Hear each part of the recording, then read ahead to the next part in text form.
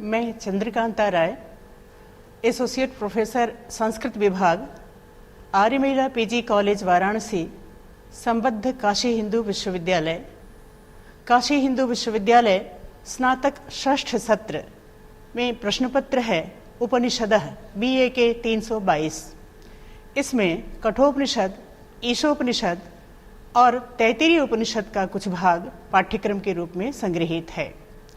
कठोपनिषद कृष्ण यजुर्वेद की कठ शाखा से संबद्ध है। इसमें 2 अध्याय हैं। प्रत्येक अध्याय में 3-3 वल्लियां हैं, जिनमें से प्रथम अध्याय काशी हिंदू विश्वविद्यालय के पाठ्यक्रम में है। इसी प्रकार तैत्तिरीय उपनिषद, इसमें 3 वल्लियां हैं, जिनमें से प्रथम वल्ली शिक्षा वल्ली पाठ्यक्रम में है। और ईशोपनिषद जो यजुर्वेद काण्व शाखा का अंतिम 40वें अध्याय का अंतिम भाग है, इसमें 18 मंत्र हैं। ये पूरे मंत्र इस प्रश्न पत्र में संकलित हैं। सबसे पहले कठोपनिषद पे चर्चा करते हैं।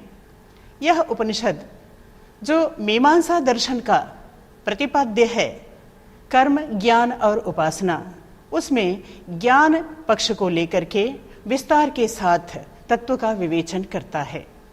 उपनिषदों को वेदांत कहते हैं और वेदांत में ब्रह्म तत्व, आत्म तत्व, जीवन का उद्देश्य इत्यादि विषयों पर विस्तार के साथ प्रकाश डाला गया है।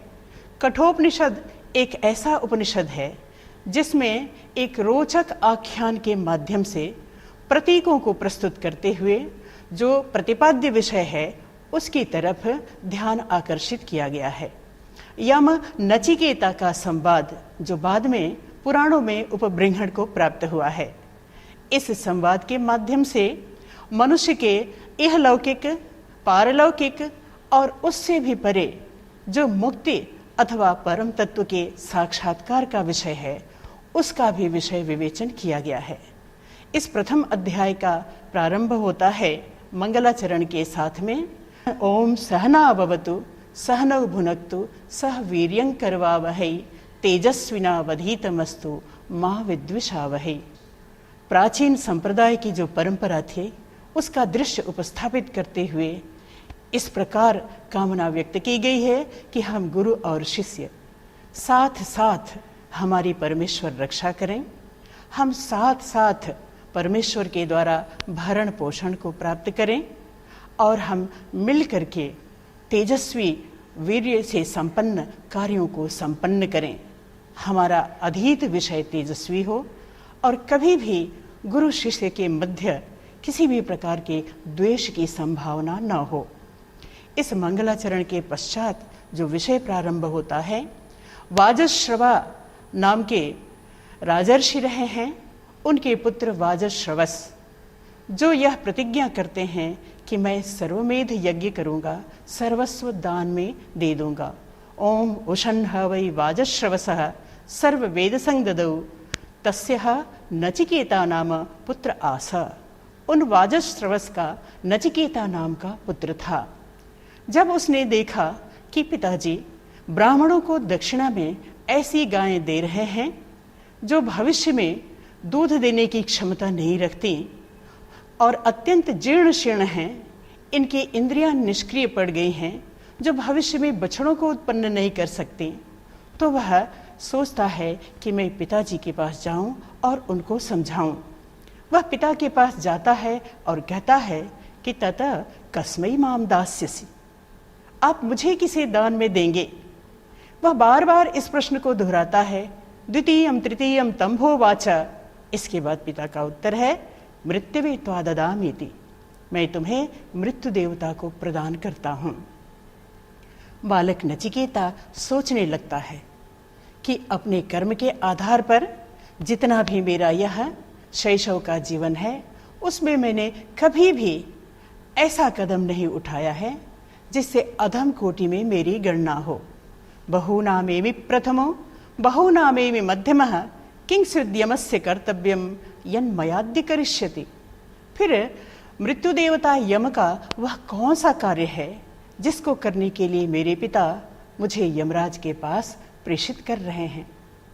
फिर वो देखता है कि पिता के मुख से जो वचन निकल गया वो अंतर्द्वंद में पड़ गए हैं, आंतरिक व्यथा से पीड़ित हैं। वह जाकर पिता को समझाता है कि इस जीवन का यथार्थ क्या है।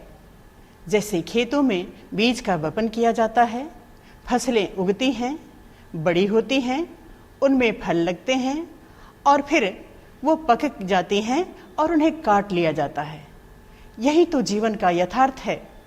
गर्भ में बीजारोपण होता है, जन्म होता है और धीरे धीरे 3 अवस्थाएं होने के बाद जरावस्था के उपरांत शरीर को त्याग कर जो तत्व है वह किसी दूसरे शरीर में प्रवेश कर जाता है। तो शोक का विषय यह शरीर नहीं है। पिता को समझाता है कि आप महापुरुषों के चरित्र पर दृष्टिपात करिए और आप जो वचन दे दिए हैं उसका पालन कीजिए। मेरे लिए शोक मत करिए, मेरे मोह में मत पड़िए।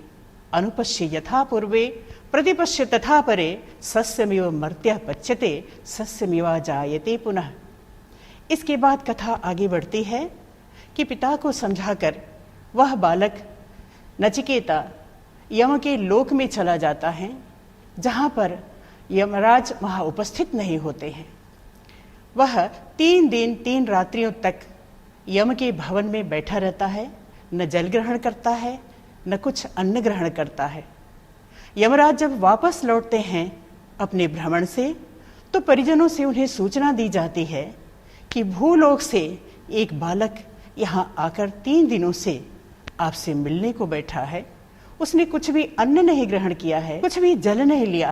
यमराज घबरा जाते हैं, क्योंकि जिसके घर में अतिथि भूखा निवास करता है उसके सारे पुण्य, उसके सारे परिजन और संपूर्ण उसकी समृद्धि नष्ट हो जाती है।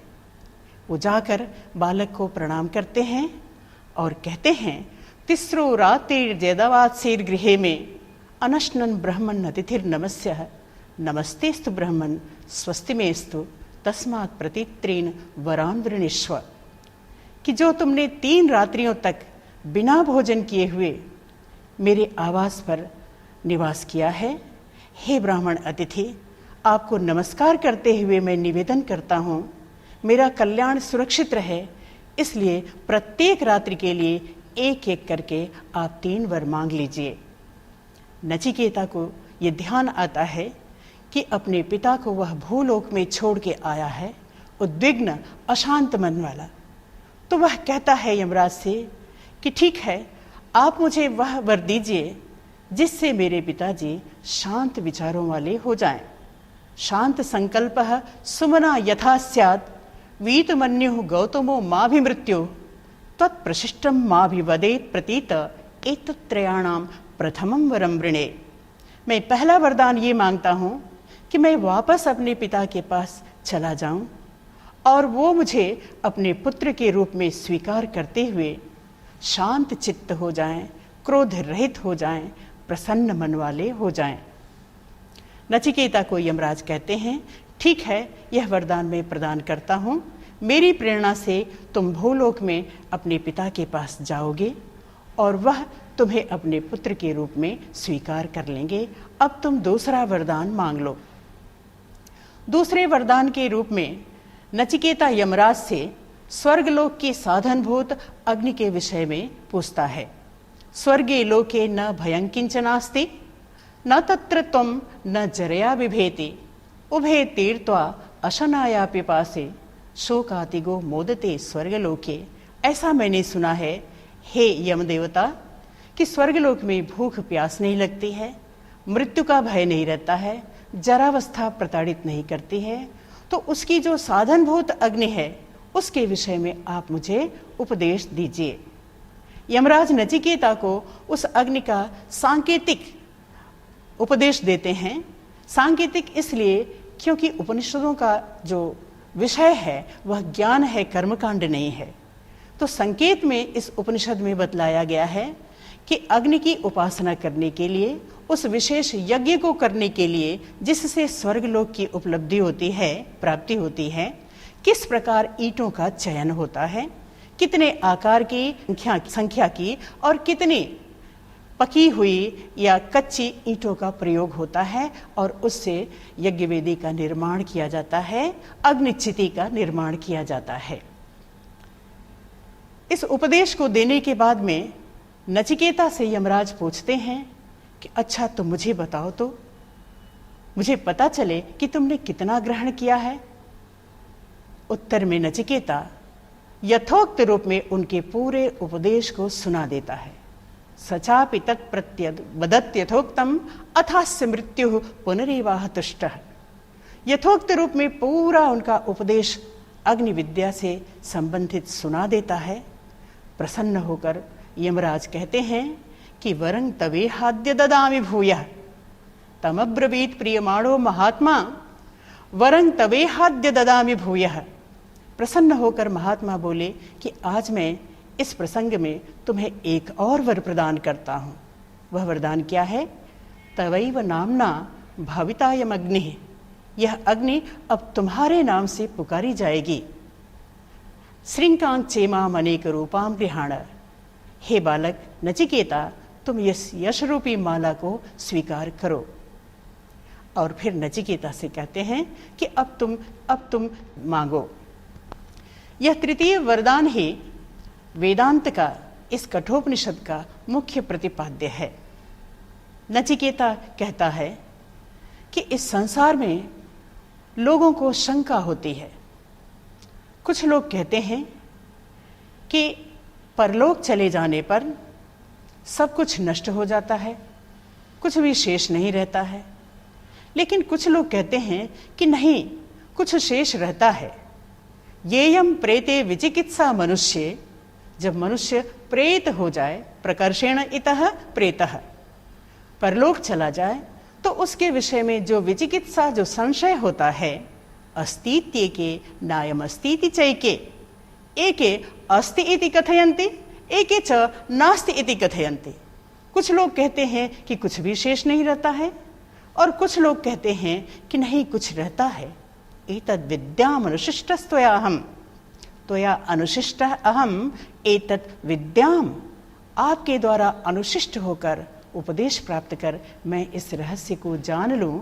वराणामेश वरस्तृतीयः। तीनों वरदानों में से यह मैं आपसे तृतीय वरदान मांगता हूं। छोटे बालक नचिकेता का यह प्रस्ताव, इस तरह के वरदान के विषय में सुनकर यमराज अचंभित हो जाते हैं और कहते हैं कि तुम कोई दूसरा वरदान मांग लो। मैं तुम्हारे सामने इस लोक और परलोक से संबंधित नाना भोगों को रखता हूं, दीर्घ जीवन को रखता हूं, मनोरंजन के साधनों को रखता हूं। तुम उन सबको मांग लो, किंतु मृत्यु के बाद क्या होता है, यह बहुत गहन प्रश्न है। क्यों गहन प्रश्न है? बताते हैं नचिकेततं पुरा देवैरत्रापि विचिकित्सितं पुरा। पुरा अत्र देवैः अपि विचिकित्सितम्। पूर्व काल में इस विषय में देवताओं को भी शंका हुई थी। नहीं सुविज्ञेय मनुरेश धर्मः। यह धर्म, यह विषय सुविज्ञेय नहीं है, क्योंकि अणु है, अत्यंत सूक्ष्म है। इसलिए अन्यम वरम नचिकेतो वृणीष्व। हे नचिकेता, तुम कोई दूसरा वरदान मांग लो। मामोपरोत्सी रतिमा सृजैनम। इस वरदान के लिए आग्रह मत करो, इसको मेरे ऊपर छोड़ दो। फिर आगे वो क्रम में उसके सामने नाना भोगों का प्रस्ताव करते हैं। शतायुषः पुत्र पौत्रान् वृणीष्व। बहून् पशून् हस्ति हिरण्यमश्वान्। भूमेर्महदायतनं वृणीष्व। स्वयं च जीव शरदो यावदिच्छसि। 100 वर्षों के पुत्र पौत्रों को मांग लो, बहुत सारे पशुओं, हाथी घोड़े को मांग लो, हिरण्य आदि धन मांग लो, भूमि का विशाल खंड मांग लो, और स्वयं जितने वर्षों तक चाहो उतने वर्षों तक जीवित रहो। एतत् तुल्यं यदि मन्यसे वरं वृणीष्व वित्तं चिरजीविकांच। महाभूमौ नचिकेत वराणां त्वा कामानां त्वा कामभाजं करोमि। हे नचिकेता, मैं तुम्हें सभी प्रकार के कामों का, भोगों का इच्छा अनुसार भोग करने वाला बनाता हूं। ये सारे इस भूमंडल के सुख साधन हैं। इनके अतिरिक्त मैं तुम्हें परलोक के साधन भी प्रस्तुत करता हूं। ये कामा दुर्लभा मर्त्यलोके सर्वान् कामांश्छन्दतः प्रार्थयस्व इमा रामाः सरथाः सतूर्याः न हीदृशा लम्भनीया मनुष्यैः आभिर्मत्प्रत्ताभे परिचारयस्व नचिकेतो मरणं मानुप्राक्षे। हे नचिकेता, जो भोग के साधन इस लोक में मनुष्यों के लिए दुर्लभ हैं, देखो ये देवांगनाएं हैं, रथ आदि वाहनों के साथ, तुरही नगाड़े इत्यादि वाद्य उपकरणों के साथ मैं इन्हें तुम्हें प्रदान करता हूं, इनसे अपनी परिचर्या कराओ। नचिकेता, मृत्यु के विषय में मत पूछो। नचिकेता यमराज के प्रश्नों को सुनकर बहुत धैर्य के साथ उत्तर देता है। वो कहता है कि स्वभावा मर्त्यस्य यदंतकैतत् सर्वेन्द्रियाणाम जरयन्ति तेजः। ये जो आप मेरे सामने रख रहे हैं, इस लोक के नाना भोग के साधनों को, परलोक के नाना भोग के साधनों को, ये क्या हैं? स्वभाव हैं। स्वः कल तक ही जिनका भाव है, अस्तित्व है। कल उपलक्षण शब्द है। कल तक का तात्पर्य इस समय के बाद कभी भी जो नष्ट हो सकता है, जो अनित्य है। ये जितने सारे आप भोग के साधन मेरे सामने प्रस्तुत कर रहे हैं, ये स्वभाव हैं, ये नष्ट होने वाले हैं। और इनका काम क्या है?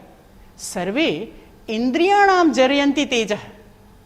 ये सभी हमारी इंद्रियों के तेज को नष्ट कर देते हैं, इंद्रियों की ऊर्जा को क्षीण कर देते हैं। देखते देखते नेत्र की शक्ति क्षीण हो जाती है, सुनते सुनते श्रोत्र की शक्ति क्षीण हो जाती है, नासिका को घ्राण का पता नहीं चलता है, त्वक को स्पर्श का आभास नहीं रह जाता, और रसना को आस्वाद नहीं मिलता जब मनुष्य अपनी चरम अवस्था में पहुंचता है। तो ये इंद्रियां तो क्षीण हो जाती हैं इन भोग साधनों से। इन भोग साधनों को लेकर मैं क्या करूंगा?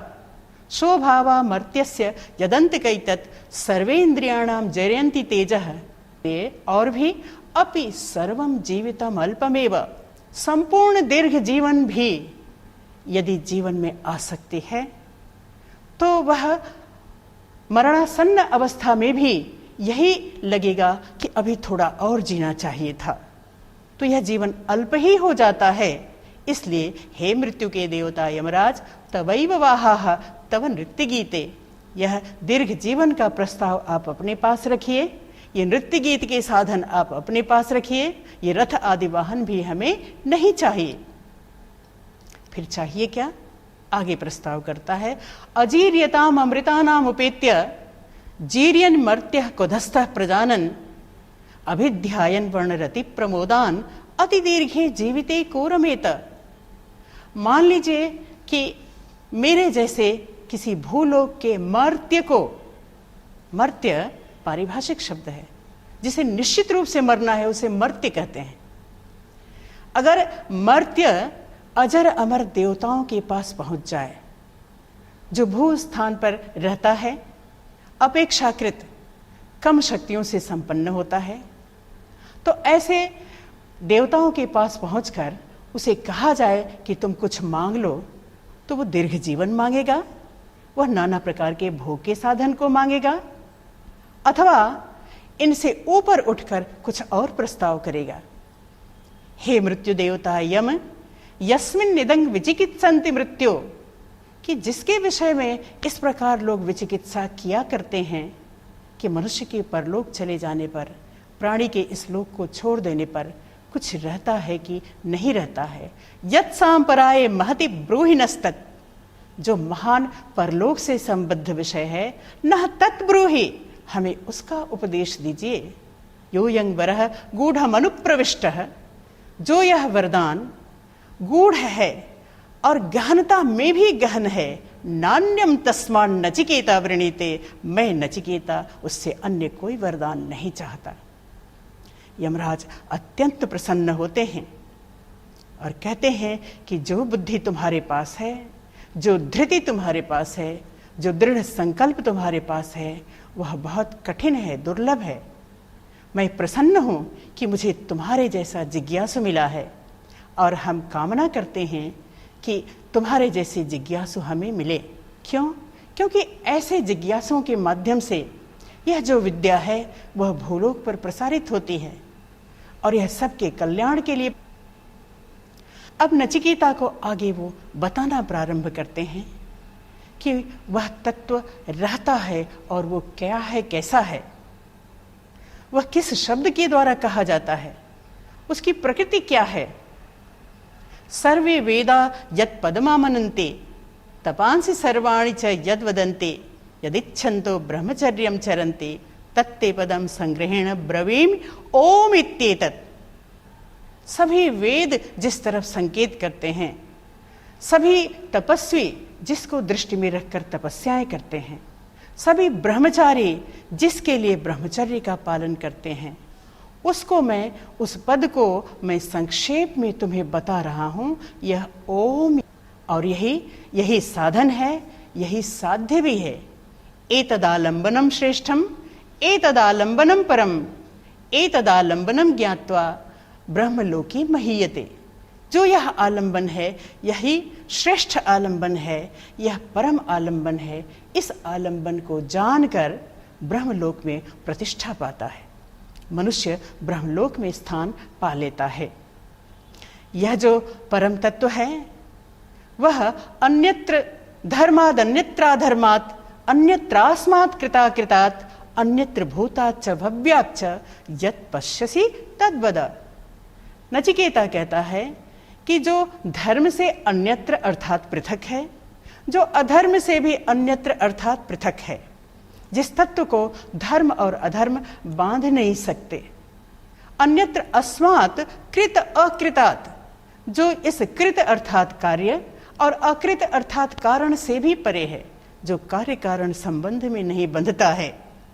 अन्यत्र भूताच्च भव्याच्च, जो भूत से परे है, जो भव्य से परे है, जो वर्तमान से परे है, जो त्रिकाल की सीमा में नहीं बंधता, ऐसा जो तत्व है आप जिसे इस रूप में देखते हैं उसके विषय में हमें उपदेश दीजिए। तो यमराज नचिकेता को उपदेश देते हैं कि यह दुर्दर्श है, गूढ़ तत्व है। तम दुर्दर्शम गूढ़मनुप्रविष्टम गुहाहितम गहवा अध्यात्म योगाधिगमेन देवम मत्वा धीरो हर्ष शोको जहाति। यह गूढ़ विषय है, गूढ़ तत्व है। बुद्धि में ज्ञान के रूप में यह गुप्त रूप से विद्यमान है, हृदय रूपी गह्वर में यह चेतना के रूप में विद्यमान है। इसे जानने का उपाय अध्यात्म योग है। आत्मा में अधिष्ठित होकर निरंतर उससे जुड़ने की प्रक्रिया अध्यात्म योग है। और इस योग के माध्यम से जो उसे जान लेता है वह हर्ष और शोक इत्यादि द्वंद्वों से मुक्त हो जाता है। किंतु इस तत्व का ज्ञान हो कैसे? बताते हैं नचिकेता को यमराज कि श्रवणायापि बहुभिर्यो न लभ्यः शृण्वन्तोऽपि बहवो यं न विद्युः आश्चर्यो वक्ता कुशलोस्य लब्धा आश्चर्यो ज्ञाता कुशलानुशिष्टः।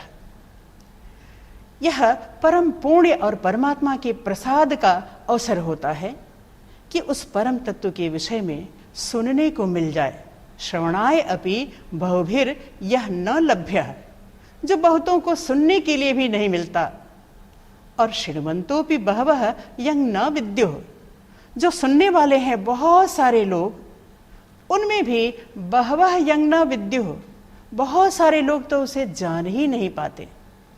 आश्चर्यो वक्ता, उसका जो उपदेष्टा होता है वह आश्चर्य रूप होता है, क्योंकि वह संसार के विषयों में रूप रस गंध स्पर्श शब्द में लिप्त नहीं होता। वह परमेश्वर की आज्ञा समझकर, उनका निर्देश समझकर अपने कर्तव्य का पालन करता है। वह अपने कर्तव्य को परमेश्वर को समर्पित किए रहता है। इसलिए कोई उसके लिए अपशब्द कहे तो, कोई उसकी प्रशंसा करे तो, कोई उसके लिए सुस्वादु भोजन दे तो, और कोई उसके लिए कटु भोजन दे दे, तब भी उसमें उसकी लिप्सा नहीं है, आसक्ति नहीं है, इसलिए उसे तो कुछ आभास ही नहीं होता।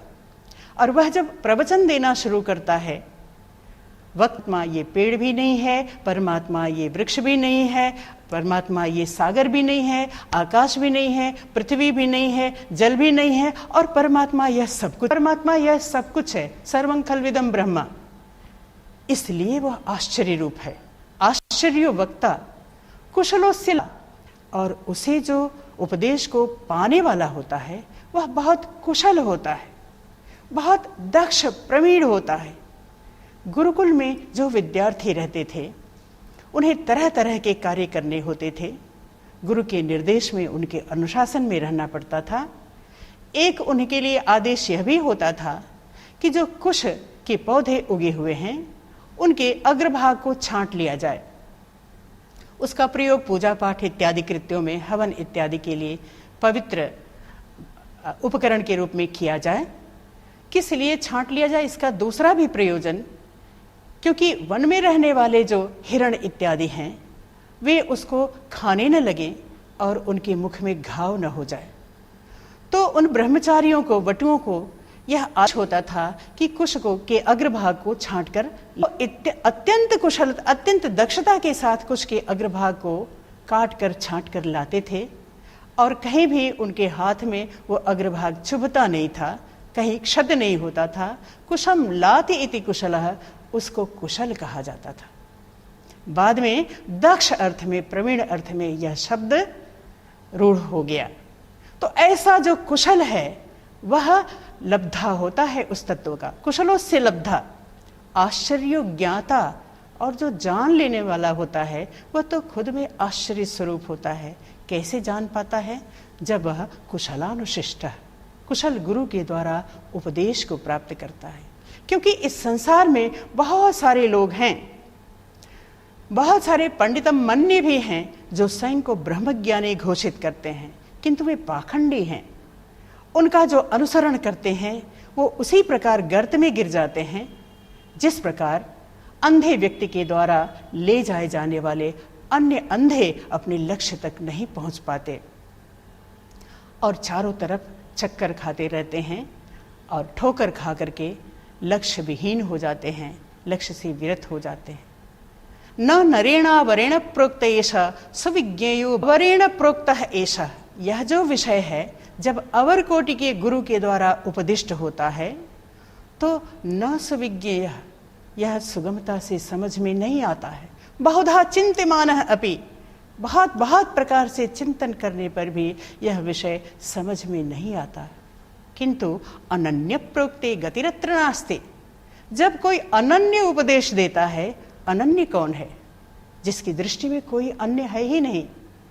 ईशोपनिषद को उद्धृत करना चाहूंगी, यस्मिन् सर्वाणि भूतानि आत्मैवाभूत विजानतः तत्र को मोहः कः शोक एकत्वम् अनुपश्यतः। जिस क्षण में साधक के लिए सब कुछ आत्ममय हो जाता है, उस क्षण उसके लिए कैसा मोह और कैसा शोक, क्योंकि वह सर्वत्र एकत्व का दर्शन करता है। तो जो एकत्व का दर्शन करता है, जिसकी दृष्टि में दूसरा है ही नहीं, अन्य है ही नहीं, वह है अनन्य।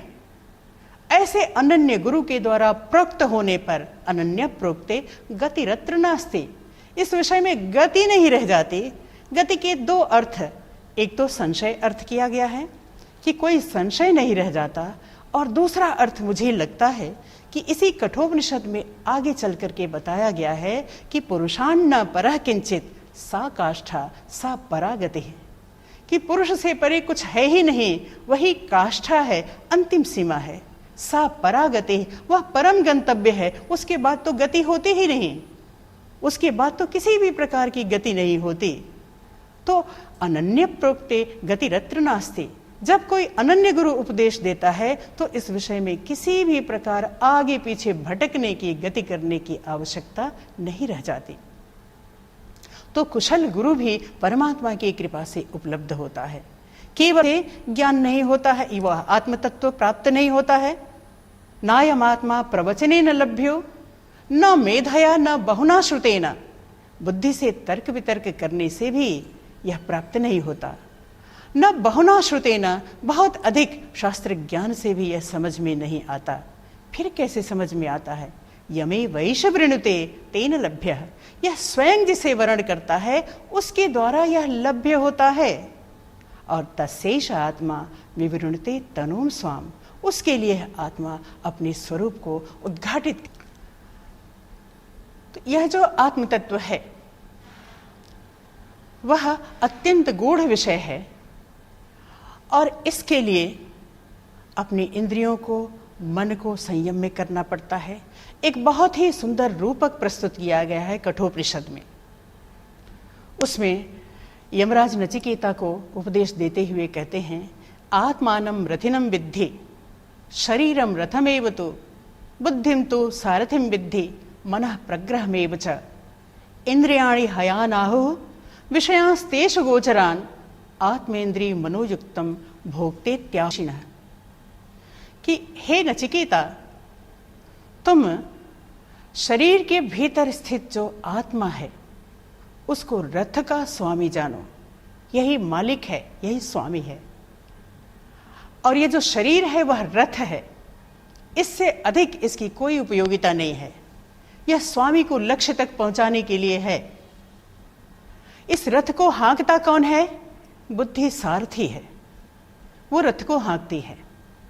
कैसे हाँकती है? लगाम के माध्यम से। लगाम कौन है? मन है। मन लगाम है।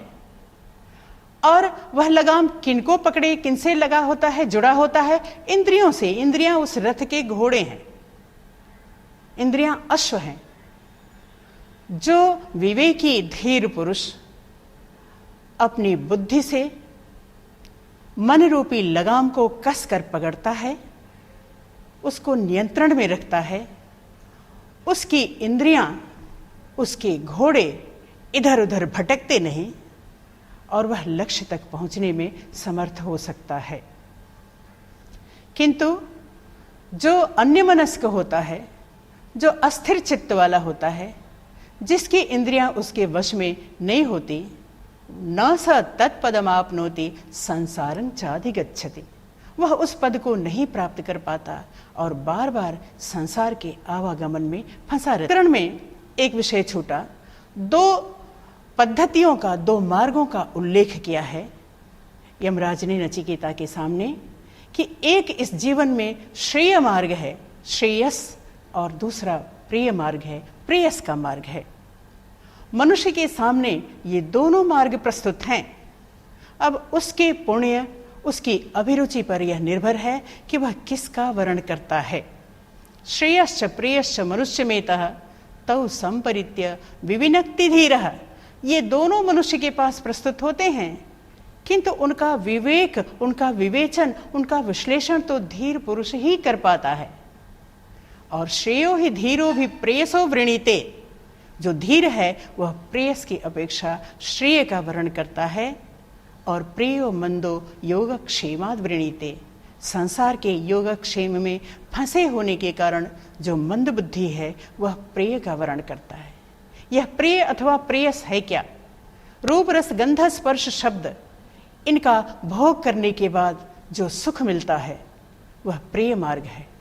उस सुख में जिनकी इच्छा हो वो प्रेय मार्ग के अनुगामी हैं। किंतु जो निर्लिप्त होकर के संसार के सारे विषयों को ग्रहण करते हुए भी नहीं ग्रहण करते हुए के समान दिखते हैं, वे श्रेय मार्ग के अनुगामी हैं। अन्यत् श्रेयो अन्यदुतैव प्रेयस्ते उभे नाना अर्थे पुरुषम सिनीतः, ये दोनों मनुष्य को आकर्षित करते हैं, किंतु तयोः श्रेय आददानस्य साधु भवति, जो श्रेय मार्ग का अनुसरण करता है, अनुगमन करता है, उसका तो कल्याण हो जाता है। किंतु हीयते अर्थात यौ प्रेयो वृणीते, अर्थ से, पुरुषार्थ से, चरम पुरुषार्थ के मार्ग से वह भ्रष्ट हो जाता है जो प्रेय का वर्ण करता है। इसलिए न को यमराज बार बार सावधान कर रहे हैं और उसे बता रहे हैं कि अशब्दमस्पर्शमरूपम अव्ययम तथा रसम नित्यम अगंधवच्च यत्, यह जो तत्व है वह शब्द में नहीं, रूप में नहीं, रस में नहीं, गंध में नहीं, स्पर्श में नहीं है। यह नित्य है, ध्रुव तत्व है। जो इसको जान लेता है वही इस जीवन को सार्थक बनाता है। यह कठोपनिषद का प्रतिपाद्य रहा, जिसके विषय में अंत में यह फलश्रुति है कि नाचिकेतम उपाख्यानम मृत्यु प्रोक्तम सनातनम उक्त्वा श्रुत्वा च मेधावी ब्रह्मलोकी महीयते। इसके बाद हम ईशोपनिषद पे चर्चा करेंगे। ईशोपनिषद यजुर्वेद की, शुक्ल यजुर्वेद की काण्व शाखा से संबद्ध है। उसका अंतिम 40वां अध्याय ईश अथवा ईशावास्य शब्द से उसका आरंभ होता है, इसलिए इस ईश उपनिषद अथवा ईशावास्योपनिषद कहते हैं।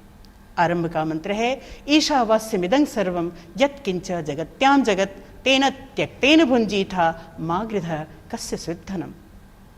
यह इस उपनिषद का पूरा निचोड़ है। कर्म और ज्ञान का समन्वय होना चाहिए। यह बोध होना चाहिए कि संसार में जो कुछ भी है सब में परमेश्वर व्याप्त है, सब परमेश्वर से व्याप्त है। ईशा आवास्यम इदम सर्वम जगत्याम यत् किंचा जगत। इस जगती पर जो कुछ भी जड़ है, चेतन है, वह सब परमेश्वर से व्याप्त है। इसलिए तेना उसकी उपस्थिति का अनुभव करते हुए त्यक्तेन भुंजी था, त्याग भाव से उपभोग करो। मां गृधा, लोभ में मत पड़ो। कस्य सिद्धनम, धन भला किसका होता है। जो कर्म करने का मार्ग बताया है हमारे ऋषियों ने, हमारे शास्त्रों को ने, उस मार्ग को अपनाओ, शास्त्र के निर्देश को अपनाओ और उस दृष्टि से बिना भोगों में लिप्त हुए कर्म को करो और 100 वर्षों तक जियो। इस प्रकार तुम्हारे लिए कर्म बंधन नहीं बनेगा, जन्म मृत्यु का बंधन टूट जाएगा, अन्यथा अन्य कोई मार्ग नहीं है। कुर्वन्नेवेह कर्माणि जिजीविषेत् क्षतं समाह एवं तोई नान्यथेतोस्ति न कर्म लिप्यते नरे। ये जो परमात्म तत्व है उनको यह उपनिषद अंत में अपनी भावना इस रूप में अर्पित करता है। पोषण नेकर्षे यम सूर्य प्राजापत्य व्यूह रश्मीन समूह तेज यत्ते रूपम कल्याणतमम तत्ते पश्यामि योसा वसौ पुरुष सोहमस्मि। सर्वम खलविदम ब्रह्म कहते हैं, जिसको प्रज्ञानम ब्रह्म कहते हैं, वह तो मैं ही हूँ। योसौ असौ पुरुष, वही पुरुष है, और सोहमस्मि, वही तो मैं भी हूँ। इस एकत्व का उपदेश देना, बोध कराना इस उपनिषद का परम लक्ष्य है। इस उपनिषद के विषय में बहुत कुछ वक्तव्य था, फिर कभी। धन्यवाद।